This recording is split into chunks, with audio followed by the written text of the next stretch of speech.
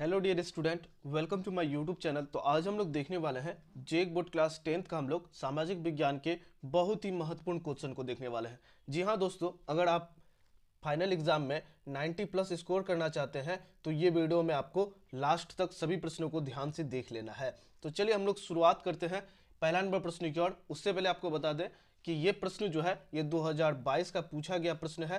जेक board के द्वारा 2022 में जो पूछा गया था फाइनल एग्जाम में, वही प्रश्न यहाँ पे है और सभी प्रश्नों को बिल्कुल हम लोग देखेंगे। बहुत बार एग्जाम में देखा गया है कि पिछले साल का पूछा हुआ क्वेश्चन जो है आपको हुबहू एग्जाम में देखा जा रहा है। तो चलिए पहला नंबर प्रश्न की ओर बढ़ते हैं। बिल्कुल सभी प्रश्नों को ध्यान से देखना है, तभी आपका 90 प्लस स्कोर होगा। चलिए पहला नंबर प्रश्न की ओर बढ़ते हैं हम लोग। पहला नंबर प्रश्न में खड़ा है, फ्रांस में प्रथम विद्रोह कब हुआ था? फ्रांस में जो है प्रथम विद्रोह कब हुआ था? तो जुलाई 1830 में हुआ था। कब हुआ था? जुलाई 1830। ऑप्शन नंबर 1 जो है इसका बिल्कुल सही उत्तर हो जाएगा। बिल्कुल सभी प्रश्नों को ध्यान से देखिए और याद कर दिए चलिए, जो भी प्रश्न आपको याद ना हो। चलिए दूसरा नंबर प्रश्न की ओर बढ़ते हैं। दूसरा नंबर प्रश्न में कहा है, निम्न में से किसका विश्वास था कि ईश्वर की मर्जी के अनुसार राष्ट्र ही मनुष्य की प्राकृतिक इकाई थी? तो इसका जो सही उत्तर होगा वो हो जाएगा ऑप्शन नंबर 3 हो जाएगा, जैसे मेजनी का। ऑप्शन नंबर 3 जो है इसका बिल्कुल सही उत्तर हो जाएगा।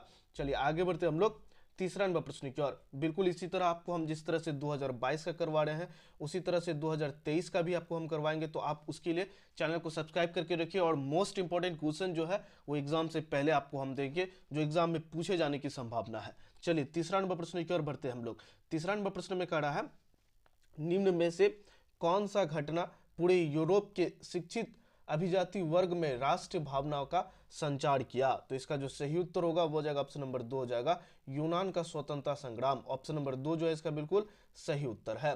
चलिए आगे बढ़ते हम लोग चौथा नंबर प्रश्न की ओर। बिल्कुल सभी प्रश्नों को ध्यान से देखिए और याद कर दीजिए। चलिए 4 नंबर प्रश्न में खड़ा है, 1848 में यूरोपीय देश के किसान मजदूर किन कारणों से विद्रोह कर रहे थे?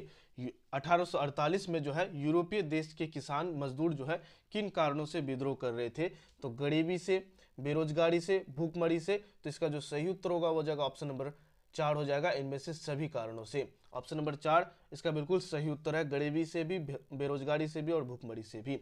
चलिए आगे बढ़ते हम लोग 5 नंबर प्रश्न की ओर बढ़ते हैं। बिल्कुल सभी प्रश्नों को याद करते चलिए। 5 नंबर प्रश्न में कहा है, निम्न में से किसने अपने उद्देश्य के प्रसार के लिए यंग इटली नामक एक गुप्त संगठन बनाया था? निम्न में से किसने अपने उद्देश्य के प्रसार के लिए यंग इटली नामक एक गुप्त संगठन बनाया था? तो 5 का जो सही उत्तर होगा वो हो जाएगा ऑप्शन नंबर 2 हो जाएगा, जैसे मेजनी। ऑप्शन नंबर 2 जो है इसका बिल्कुल सही उत्तर है। चलिए आगे बढ़ते हम लोग 6 नंबर प्रश्न की ओर बढ़ते हैं। बिल्कुल सभी प्रश्नों को ध्यान से देखिए और याद करते चलिए। 6 नंबर प्रश्न में कहा है, प्रथम विश्व युद्ध में रक्षा व्यास में भारी इजाफा होने के कारण खर्च की भरपाई के लिए निम्न में से क्या किया गया? ऑप्शन नंबर 1 है आपका, युद्ध के नाम पर कर्ज लिया गया। ऑप्शन नंबर 2 है आपका, करों में वृद्धि की गई। ऑप्शन नंबर 3 है आपका, सीमा शुल्क बढ़ा दिया गया। तो इसका जो सही उत्तर होगा वो हो जाएगा ऑप्शन नंबर 4 हो जाएगा, इनमें से सभी। चलिए आगे बढ़ते हम लोग 7 नंबर प्रश्न की ओर। बिल्कुल सभी प्रश्नों को ध्यान से देखिए और याद करते चलिए। और अगर आप चैनल पर नए हैं तो बिल्कुल चैनल को सब्सक्राइब कर दीजिए। मोस्ट इंपॉर्टेंट क्वेश्चन आपके लिए हम बहुत ही जल्द लेके आ रहे हैं, जो एग्जाम की दृष्टि से अति महत्वपूर्ण है। चलिए आगे बढ़ते हम लोग। 7 नंबर प्रश्न में कह रहा है, अहिंसा का धर्म सभी भारतीयों को एकता के सूत्र में बांध सकता है, यह विश्वास किनका था? तो यह विश्वास किनका था? महात्मा गांधी का था। तो ऑप्शन नंबर 1 जो है इसका बिल्कुल सही उत्तर हो जाएगा। अहिंसा का धर्म जो है सभी भारतीयों को एकता के सूत्र में बांध सकता है, यह कथन किसका था? महात्मा गांधी का था। चलिए आगे बढ़ते हम लोग 8 नंबर प्रश्न की ओर बढ़ते हैं। 8 नंबर प्रश्न में कहा है, जलियांवाला बाग मैदान में अमृतसर के गांव वाले लोग किस मेले में शिरकत करने के लिए जमा हुए थे? जलियांवाला बाग मैदान में अमृतसर के गांव के लोग किस मेले में शिरकत, शामिल होने के लिए जमा हुए थे? तो 8 का जो सही उत्तर होगा वो हो जाएगा ऑप्शन नंबर 1 हो जाएगा, बैसाखी मेला। कौन सा मेला? बैसाखी मेला। चलिए आगे बढ़ते हम लोग 9 नंबर प्रश्न की ओर बढ़ते हैं। 9 नंबर प्रश्न में कहा है, महात्मा गांधी द्वारा वायसराय इरवन को लिखे खत में सबसे महत्वपूर्ण मांग किस वस्तु पर लगाए गए कर को खत्म करने के बारे में था? तो इसका जो सही उत्तर होगा वो हो जाएगा ऑप्शन नंबर 1 हो जाएगा, नमक के कर को खत्म करने के लिए एक पत्र लिखा था, मांग किया था। तो ऑप्शन नंबर 1 जो है इसका बिल्कुल सही उत्तर हो जाएगा। चलिए आगे बढ़ते हम लोग 10 नंबर प्रश्न की ओर बढ़ते हैं। 10 नंबर प्रश्न में कड़ा है हिंद स्वराज नामक पुस्तक के लेखक कौन है। हिंद स्वराज नामक पुस्तक के लेखक जो है कौन है। तो 10 का जो सही उत्तर होगा वो हो जाएगा ऑप्शन नंबर 3 हो जाएगा, महात्मा गांधी है। कौन है? महात्मा गांधी है। बिल्कुल आपको हम इसी तरह से 2023 के भी प्रश्नों को करवाएंगे जो कि एग्जाम की दृष्टि से अति महत्वपूर्ण है, फिर 2024 के भी करवाएंगे। तो बिल्कुल आप हमारे साथ जुड़ के रहिए, चैनल को सब्सक्राइब करके रखिए, तभी आप 90+ स्कोर कर सकते हैं। चलिए आगे बढ़ते हैं हम लोग 11 नंबर प्रश्न की ओर बढ़ते हैं। 11 नंबर प्रश्न में कड़ा है जर्मनी के एकीकरण का श्रेय किसे दिया जाता है। जर्मनी के एकीकरण का श्रेय जो है किसे दिया जाता है। तो ऑटोमन बिस्मार्क को। ऑप्शन नंबर 3 जो है इसका बिल्कुल सही उत्तर हो जाएगा। जर्मनी के एकीकरण का श्रेय जो है किसे दिया जाता है? ऑटोमन बिस्मार्क को दिया जाता है। ऑप्शन नंबर 3 जो है इसका बिल्कुल सही उत्तर हो जाएगा। चलिए आगे बढ़ते हैं हम लोग 12 नंबर प्रश्न की ओर बढ़ते हैं। 12 नंबर प्रश्न में कड़ा है चौड़ी चौड़ा कांड किस वर्ष हुआ था। चौड़ी चौड़ा कांड जो है किस वर्ष हुआ था। तो याद रखिएगा 1922 में हुआ था। कब हुआ था? 1922 में हुआ था। ऑप्शन नंबर 4 जो है इसका बिल्कुल सही उत्तर हो जाएगा। चलिए आगे बढ़ते हैं हम लोग 13 नंबर प्रश्न की ओर बढ़ते हैं। 13 नंबर प्रश्न में कड़ा है पवन द्वारा मैदान अथवा ढालू क्षेत्र से मृदा को ले जाने की प्रक्रिया को क्या कहा जाता है। तो इसका जो सही उत्तर होगा वो हो जाएगा ऑप्शन नंबर 1 हो जाएगा, पवन अपवर्दन कहलाता है। क्या कहलाता है? पवन अपवर्दन कहलाता है। ऑप्शन नंबर 1 जो है इसका बिल्कुल सही उत्तर हो जाएगा। चलिए बढ़ते हम लोग 14 नंबर प्रश्न की ओर। 14 नंबर प्रश्न में कड़ा है उत्पत्ति के आधार पर संसाधन को 2 भागों में विभाजित किया जाता है, उनके नाम है। उत्पत्ति के आधार पर जो है संसाधन को 2 भागों में विभाजित किया जाता है, उनके नाम क्या क्या है। तो जैव और अजैव। ऑप्शन नंबर 3 जो है इसका बिल्कुल सही उत्तर हो जाएगा। चलिए आगे बढ़ते हम लोग 15 नंबर प्रश्न की ओर। बिल्कुल सभी प्रश्नों को आपको ध्यान से देखना है। मोस्ट इंपॉर्टेंट क्वेश्चन आप लोग लिख लीजिए, यहाँ से प्रश्न पूछेगा ही, मोस्ट इंपॉर्टेंट क्वेश्चन है ये। चलिए आगे बढ़ते हम लोग 15 नंबर प्रश्न की ओर। 15 नंबर प्रश्न में कड़ा है निम्न में से किस मृदा को रेगुड़ मृदा के नाम से भी जाना जाता है। तो इसका जो सही उत्तर होगा 15 का वो हो जाएगा ऑप्शन नंबर 2 हो जाएगा, काली मृदा को। ऑप्शन नंबर 2 जो है इसका बिल्कुल सही उत्तर हो जाएगा। चलिए आगे बढ़ते हम लोग 16 नंबर प्रश्न की ओर बढ़ते हैं। 16 नंबर प्रश्न में कड़ा है जून 1992 में ब्रिजेल के किस शहर में प्रथम अंतर्राष्ट्रीय पृथ्वी सम्मेलन का आयोजन किया गया था। जून 1992 में जो है ब्रिजेल के किस शहर में प्रथम अंतर्राष्ट्रीय पृथ्वी सम्मेलन का आयोजन किया था। तो 16 का जो सही उत्तर होगा वो हो जाएगा ऑप्शन नंबर 3 हो जाएगा, Rio de Janeiro. Option number 3 जो है इसका बिल्कुल सही उत्तर हो जाएगा, Rio de Janeiro. Option number 3 जो है इसका बिल्कुल सही उत्तर हो जाएगा। चलिए आगे बढ़ते हैं हम लोग 17 नंबर प्रश्न की ओर बढ़ते हैं। 17 नंबर प्रश्न में कड़ा है निम्न में से भारत के किस राज्य में खनिज और कोयले के प्रचुर भंडार है। निम्न में से भारत के किस राज्य में जो है खनिज और कोयले के प्रचुर भंडार है, मतलब बहुत ही ज़्यादा वहाँ पे खनिज और कोयला पाया जाता है। तो याद रखिएगा झारखंड, मध्य प्रदेश और छत्तीसगढ़। ऑप्शन नंबर 4 जो है इसका बिल्कुल सही उत्तर हो जाएगा। चलिए आगे बढ़ते हम लोग 18 नंबर प्रश्न की ओर बढ़ते हैं।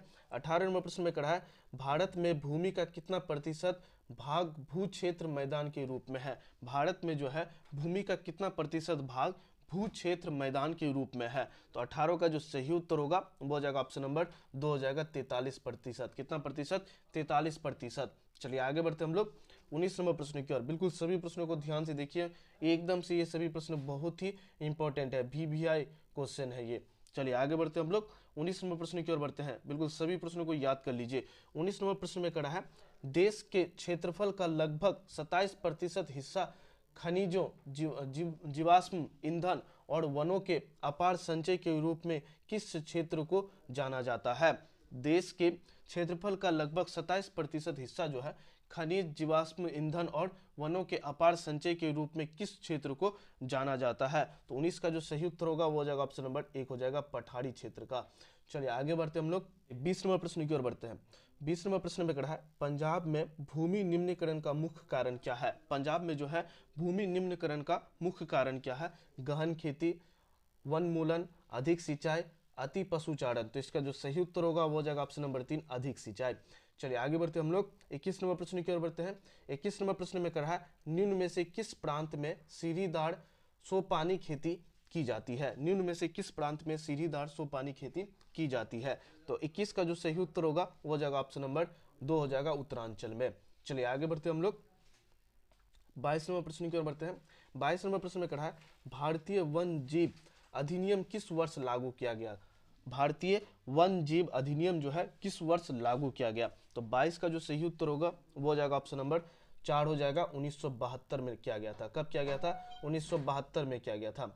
चलिए आगे बढ़ते हम लोग 23 नंबर प्रश्न की ओर बढ़ते हैं। 23 नंबर प्रश्न में कहा है कौन सी परियोजना समतुल्य व्यास बेसिन में जल विद्युत उत्पादन और सिंचाई दोनों के काम में आती है।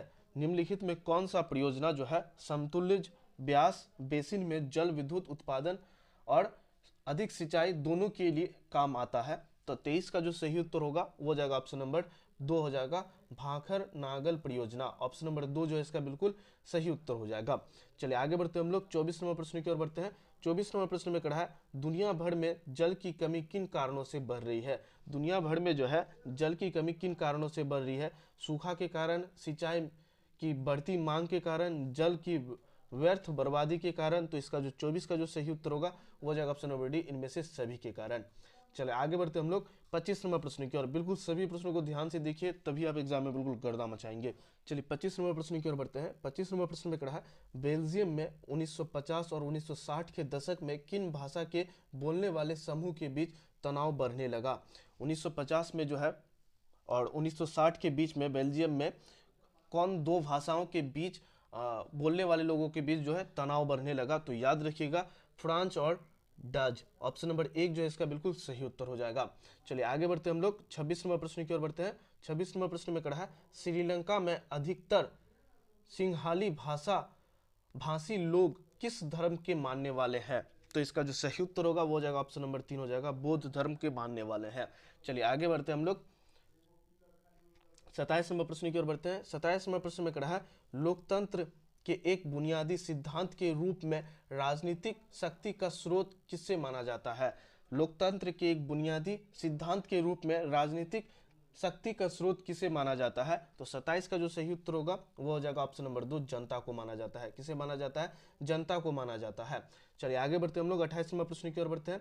28 नंबर प्रश्न में कहा है सत्ता में भागीदारी की आवश्यकता कहाँ पड़ती है। सत्ता में भागीदारी की आवश्यकता जो है कहाँ पे पड़ती है। क्षेत्र, भाषा और जाति के आधार पर बांटे समाज में, क्षेत्र विभाजन वाले बड़े राज्य में, प्रत्येक लोकतांत्रिक राज्य में। तो 28 का जो सही उत्तर होगा वो हो जाएगा ऑप्शन नंबर 4 हो जाएगा, इनमें से सभी में। चलिए आगे बढ़ते हम लोग 29 नंबर प्रश्न की ओर बढ़ते हैं। 29 नंबर प्रश्न में कह रहा है निम्न में से किस प्रकार का टकराव आगे बढ़कर अक्सर हिंसा और राजनीतिक अस्थिरता का रूप ले लेता है। तो 29 का जो सही उत्तर होगा वो हो जाएगा सामाजिक। ऑप्शन नंबर 2 जो है इसका बिल्कुल सही उत्तर हो जाएगा। चलिए आगे बढ़ते हम लोग 30 नंबर प्रश्न की ओर। बिल्कुल सभी प्रश्नों को याद कर लीजिए, मोस्ट इंपॉर्टेंट क्वेश्चन है। बिल्कुल सभी क्वेश्चन बहुत ही इंपॉर्टेंट क्वेश्चन है जो आपको हम करवा रहे हैं। चलिए आगे बढ़ते हम लोग 30 नंबर प्रश्न को देख लेते हैं। 30 नंबर प्रश्न में कहा है संविधान और विभिन्न स्तर की सरकारों के अधिकारों की व्याख्या करने का अधिकार किसे है। संविधान और विभिन्न स्तरों की सरकार के अधिकारों की व्याख्या करने का अधिकार जो है किसे है। तो याद रखिएगा न्यायालय को अधिकार है। किसे अधिकार है? न्यायालय। ऑप्शन नंबर 1 जो है इसका बिल्कुल सही उत्तर हो जाएगा। चलिए आगे बढ़ते हम लोग 31 नंबर प्रश्न की ओर बढ़ते हैं। 31 नंबर प्रश्न में कहा है पुलिस, व्यापार, वाणिज्य, कृषि और सिंचाई जैसे महत्वपूर्ण विषय किस सूची के अंतर्गत रखे गए हैं। पुलिस, व्यापार, वाणिज्य और कृषि तथा सिंचाई जैसे महत्वपूर्ण विषय किस सूची के अंतर्गत रखे गए हैं। तो राज सूची के अंतर्गत रखे गए हैं। ऑप्शन नंबर 3 जो है इसका बिल्कुल सही उत्तर हो जाएगा। चलिए आगे बढ़ते हम लोग 32 नंबर प्रश्न की ओर बढ़ते हैं। 32 नंबर प्रश्न में कहा है केंद्र शासित प्रदेश वाले इलाकों का शासन चलाने का विशेष अधिकार किस सरकार को प्राप्त है। केंद्र शासित प्रदेश वाले इलाकों का शासन चलाने का विशेष अधिकार जो है किस सरकार को प्राप्त है। तो केंद्र सरकार को प्राप्त है। ऑप्शन नंबर 1 जो है इसका बिल्कुल सही उत्तर हो जाएगा। चलिए आगे बढ़ते हम लोग 33 नंबर प्रश्न की ओर। बिल्कुल सभी प्रश्नों को याद कर लीजिए अगर एग्जाम में बिल्कुल धुआं करना चाहते हैं आप लोग।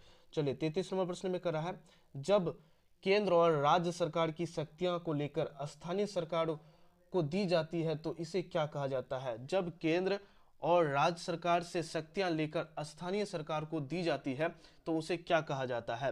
तो 33 का जो सही उत्तर होगा वो हो जाएगा ऑप्शन नंबर 2 हो जाएगा, शक्ति का विकेंद्रण। क्या कहलाता है, शक्ति का विकेंद्रण कहलाता है। ऑप्शन नंबर 2 जो है इसका बिल्कुल सही उत्तर हो जाएगा।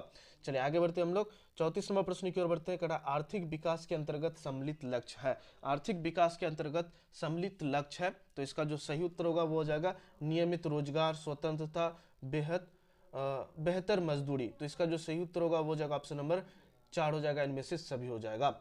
चलिए आगे बढ़ते हम लोग 35 नंबर प्रश्न की ओर बढ़ते हैं। 35 नंबर प्रश्न में कहा है भारत के किस राज्य में गरीबी का प्रतिशत सबसे अधिक है। भारत में जो है सबसे अधिक गरीबी का प्रतिशत किसका है, कौन सा राज्य का है, तो याद रखिएगा छत्तीसगढ़ का है। चलिए आगे बढ़ते हम लोग 36 नंबर प्रश्न की ओर बढ़ते हैं। 36 नंबर प्रश्न में कहा है भारत में परछन बेरोजगारी सामान्यतः किस क्षेत्र में दिखाई देता है, तो कृषि क्षेत्र में दिखाई देता है। ऑप्शन नंबर 3 जो है इसका बिल्कुल सही उत्तर हो जाएगा। चलिए बढ़ते हम लोग 37 नंबर प्रश्न की ओर बढ़ते हैं। 37 नंबर प्रश्न में कहा है भारत किस वर्ग के देशों में आता है। भारत जो है किस वर्ग के देशों में आता है, तो निम्न आय के देशों में आता है। ऑप्शन नंबर 1 जो है इसका बिल्कुल सही उत्तर हो जाएगा, या फिर ऑप्शन आपको दे दे विकासशील, तो विकासशील देशों में आता है। चलिए आगे बढ़ते हैं हम लोग 38 नंबर प्रश्न की ओर बढ़ते हैं। 38 नंबर प्रश्न में कहा है निम्न में से कौन सा अर्थव्यवस्था की विशालता को प्रदर्शित करता है, तो इसका जो सही उत्तर होगा वो जगह ऑप्शन नंबर 1 हो जाएगा सकल घरेलू उत्पाद, ग्रॉस डोमेस्टिक प्रोडक्ट, जीडीपी जिसको हम लोग कहते हैं। चलिए आगे बढ़ते हैं हम लोग 39 नंबर प्रश्न की ओर बढ़ते हैं। 39 नंबर प्रश्न में कहा है परिवहन, भंडारण और संचार, बैंक सेवा और व्यापार किस क्षेत्र की गतिविधि के प्रमुख उदाहरण है, तो इसका जो सही उत्तर होगा वो जगह ऑप्शन नंबर 3 हो जाएगा तीर्थ क्षेत्र। मतलब इसमें सेवा ना दे रहा है तो ये तीसरा क्षेत्र हो जाएगा, तृतीय क्षेत्र हो जाएगा। चलिए आगे बढ़ते हैं हम लोग 40 नंबर प्रश्न की ओर बढ़ते हैं। 40 नंबर प्रश्न में कहा है कृषि क्षेत्र के श्रमिकों में किस प्रकार की बेरोजगारी पाई जाती है, स्वैच्छिक बेरोजगारी, अल्प बेरोजगारी या संचारात्मक बेरोजगारी या चक्रीय बेरोजगारी। तो इसका जो सही उत्तर होगा वो जाएगा ऑप्शन नंबर 4 चक्रीय बेरोजगारी। ऑप्शन नंबर 4 जो है इसका बिल्कुल सही उत्तर हो जाएगा। तो ये 40 प्रश्न हम करवाए 2022 के प्रश्नों से करवाए हैं, और इसी तरह से आपको हम 2023 के भी करवाएंगे। तो बिल्कुल आप हमारे साथ जुड़ के रहिए, 24 के भी करवाएंगे, तभी तो आप एग्जाम में जाके बिल्कुल गर्दा मचा पाइएगा। तो चलिए हम लोग मिलते हैं फिर नेक्स्ट वीडियो में, तब तक के लिए इतना ही। जय हिंद।